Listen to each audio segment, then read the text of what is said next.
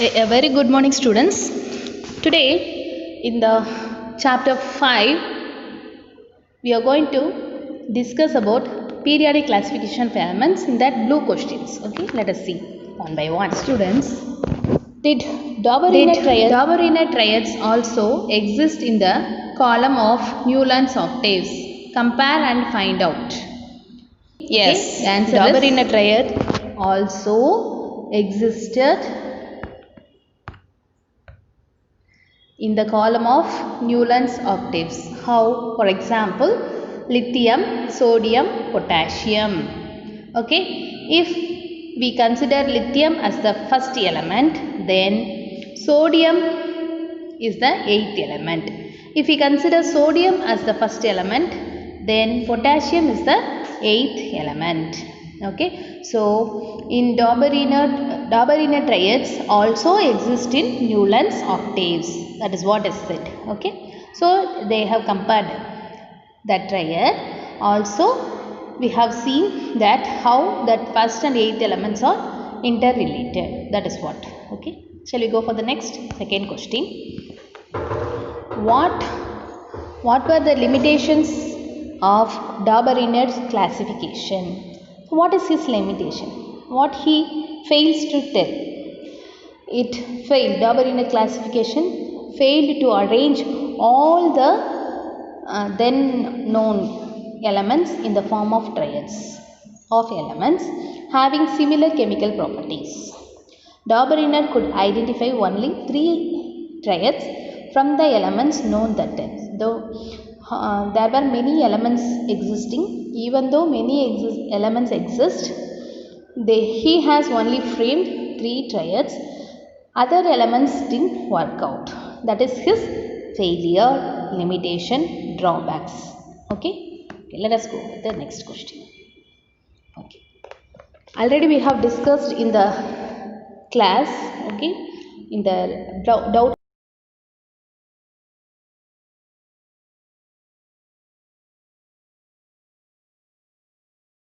First one, he can classify the elements up to calcium. After calcium, every 8th element did not possess the property of the first element. That is the first. Only he can explain Newland's octaves, that rule. That is, every 8th element resembles the first element. Only he can classify up to calcium. After that, it didn't work out. The next one, he assumed only 56 elements are existing, and for that only he has framed.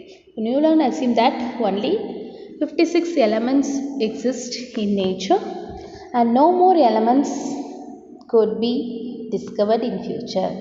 But after that, later on, several new elements were discovered whose properties did not fit to the Newland's law of octaves. Okay, so he thought that only 56 elements. After that, they had discovered many elements it could not satisfy Newland's octaves. The next one is, in order to fit elements in his table, Newland's put even 2 elements together in one slot, and that too in the column of unlike elements having very different properties. What are they? Cobalt and nickel. He put it in the same slot along with fluorine, chlorine and bromine, but it does not possess that character. And iron, element which resembles cobalt and nickel, it is placed far away from these elements. These are the drawbacks. First one is, up to calcium only he can explain. Next one, he thought only 56 elements are there, and in the same slot he has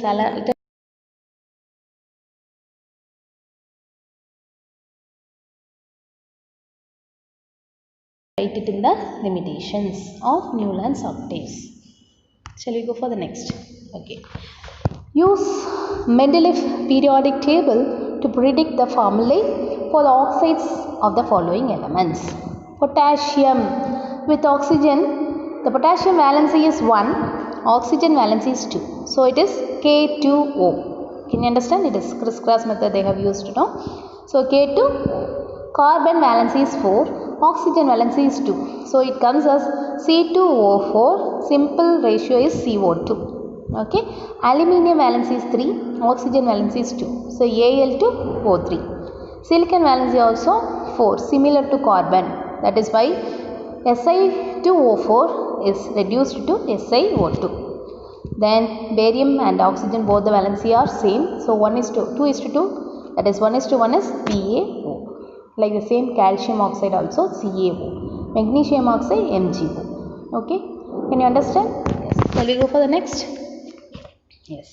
Besides gallium, which other elements have since been discovered that were left by Mendeleev in his periodic table? So, what are the things were discovered?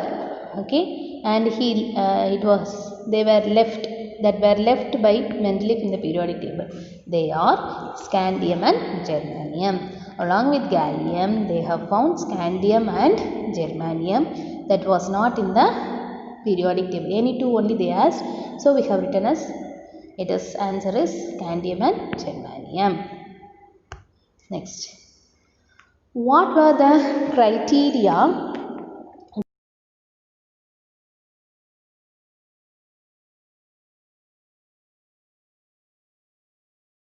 What is the basic criteria he has chose?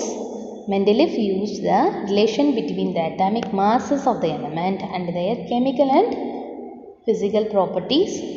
He used similarity in physical properties, similarity in the formation of hydrates and oxides of elements.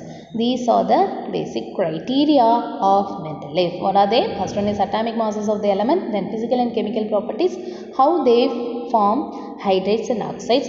According to that, he has framed. Okay, yes. Shall we go for the next?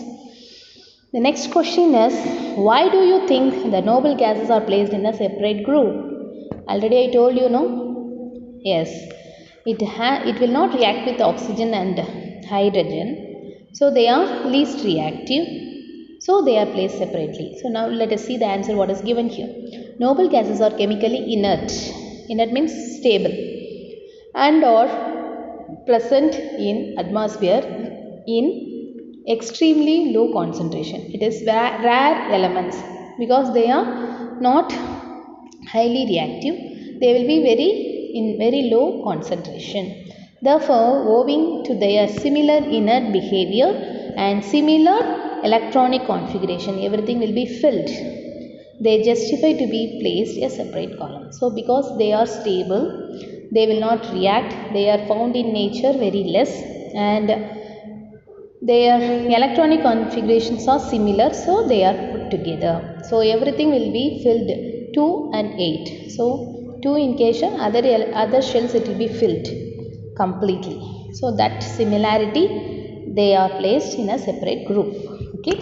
Yes. Next.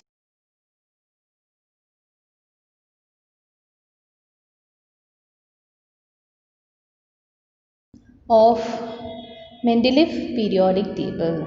So, modern periodic table, how it overcome the difficulties faced by Mendeleev periodic table.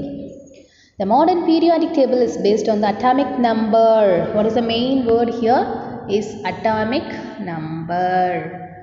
So, while Mendeleev was using atomic mass, so that is the major thing it overcome the problems. And if it is atomic number, no problem with that isotopes. The isotopes of an element have same number of protons, that is atomic number, so they are not allotted the same position in the periodic table. So isotope problem has overcome because they have same atomic number, only they differ in mass number, atomic mass, so need not to worry about it. So cobalt and nickel are placed at 9th and 10th position respectively. So next positions they are in.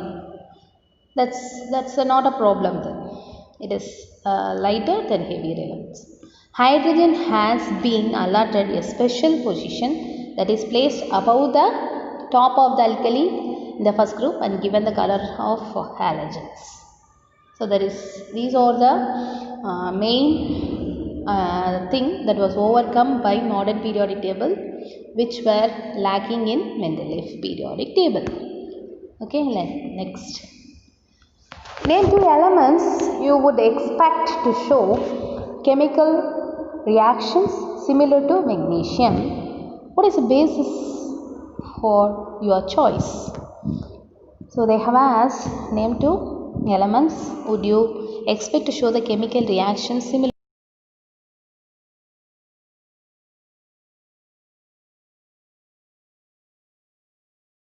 to calcium 20.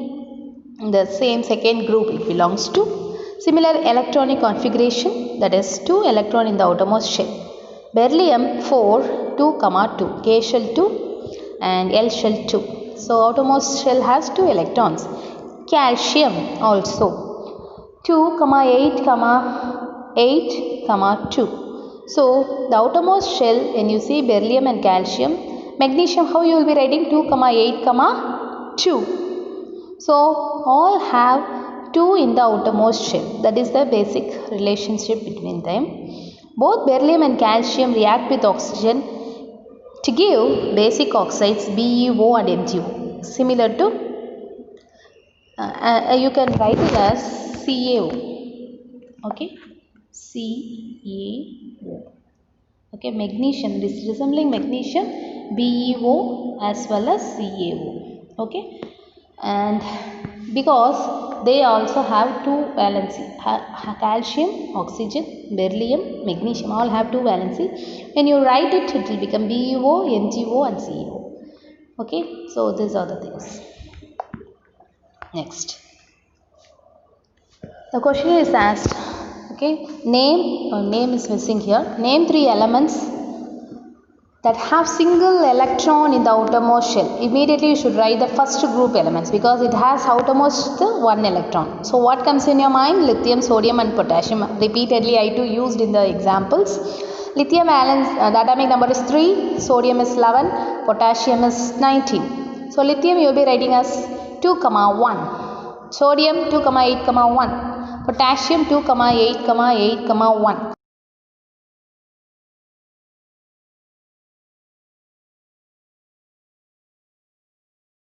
In the outermost cell. So what comes in your mind immediately? Just now we have seen now. We can write beryllium and magnesium. Here they have written beryllium and calcium. Anything you can write it. So beryllium 4, 2, 4, 2, 2. Then calcium it is 22, 8, 8, 2. So or you can write magnesium 2, 8, 2. 12 is the atomic number. So like this you can write it. So 2 elements, either beryllium and magnesium or beryllium and calcium you can write. Then they ask, name 3 elements with filled outermost shell. Then immediately what should come to your mind? Noble gases. They have given here helium, neon and argon. Helium atomic number is 2. So it is K shell 2. Neon it is 10, 2, 8. Argon it is 18, 2, 8, 8. So this all completely filled. K shell capacity is 2, remaining all 8. So these are the examples. Shall we go for the next? In the modern periodic table, which are the metals among the first 10 elements? So you have to write first 10 elements. It's easy, you know already 20 elements, I guess. Okay, let us see. The first elements in the modern periodic table are hydrogen, helium, lithium, beryllium, boron, carbon, nitrogen, oxygen, fluorine and neon. So hydrogen 1, helium 2, lithium 3, beryllium 4, boron 5, carbon 6, nitrogen 7, oxygen 8, fluorine 9, neon 10. Out of this, lithium, beryllium and boron are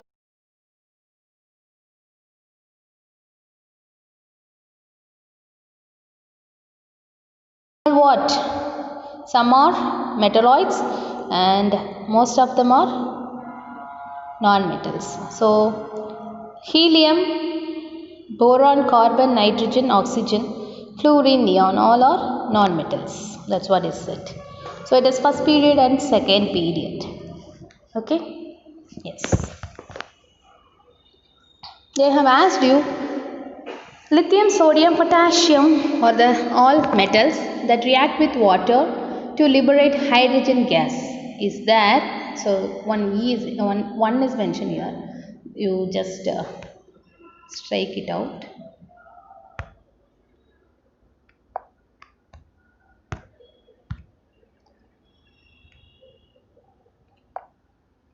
Here one is here. You strike it. Okay.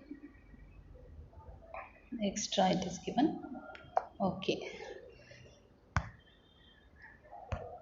Now, is there any similarity in the atoms of these elements? Any similarities of that? Immediately you should come in your mind that these three are belonging to first group of elements. They have outermost one as the valency and they will react with water. They are alkali metals. So, they are the bases which dissolve in water and give base plus hydrogen gas. So that is what is given. Lithium, sodium, potassium all belong to the same group. The atoms of the lithium, sodium, potassium and all have only one electron in the outermost shell and all of these are metals because they are ready to give one electron. All of these react with water to form alkalis. That's why they are called as alkali metals. Okay.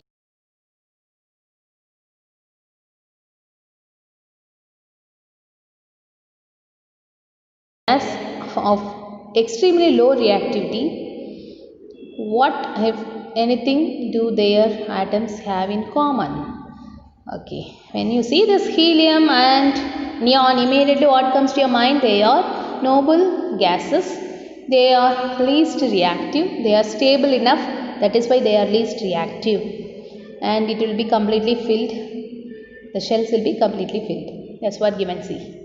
The atoms of the helium and neon have their outermost shells completely filled. So helium 2 it is filled. K shell is filled. Neon 2,8. So first and second shells are completely filled. Helium has its first shell completely filled. Neon has first and second shell completely filled. That is their similarity and you can even say that they are least reactive because they are stable enough. Okay, that's all. Shall we go for the next? Okay. By considering their position in the periodic table, which one of the following elements would you expect to have maximum metallic characteristics? They have given gallium, germanium, arsenic, selenium and beryllium. Okay. So, when you consider these, which one is the left side of the periodic table is beryllium. That will be the metallic character because left side has metallic character majority when comparing to the right hand side. When you see here immediately beryllium is a metal because in the periodic table the elements placed on the left show maximum metallic characteristics and since beryllium occupies the most left position in the comparison of the other